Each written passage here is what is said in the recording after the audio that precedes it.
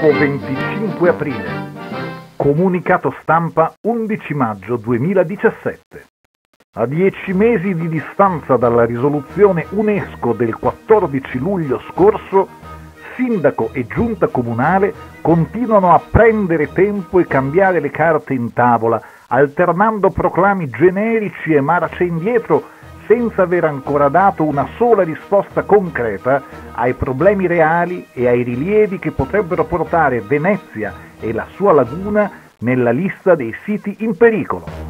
1. Zero risposte sulla perdita continua di residenti che dall'insediamento della giunta in carica sono diminuiti di oltre 1600 unità nella sola municipalità di Venezia. 2. Un atto di indirizzo fumoso e privo di efficacia giuridica su flussi turistici e moto ondoso, con dichiarazioni contrastanti che cambiano ogni giorno e che ci stanno coprendo di ridicolo agli occhi del mondo. 3.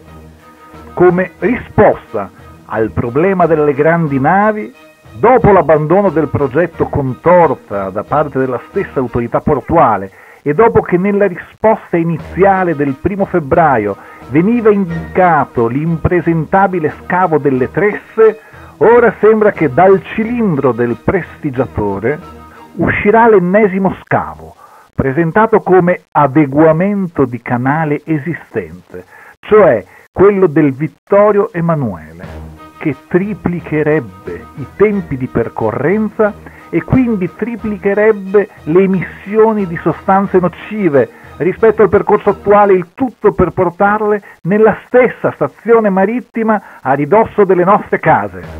Dato che il ministro Franceschini sarà a Venezia il 12 maggio,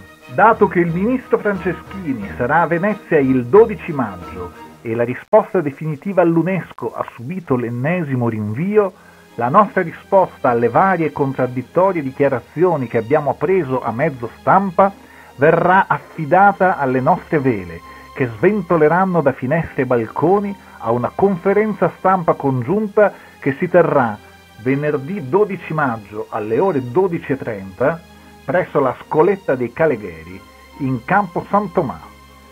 Ai ministri che si riuniranno in sede di comitatone formalmente chiediamo che le decisioni su una materia così delicata siano precedute da un'analisi comparata di tutte le opzioni disponibili, nessuna esclusa.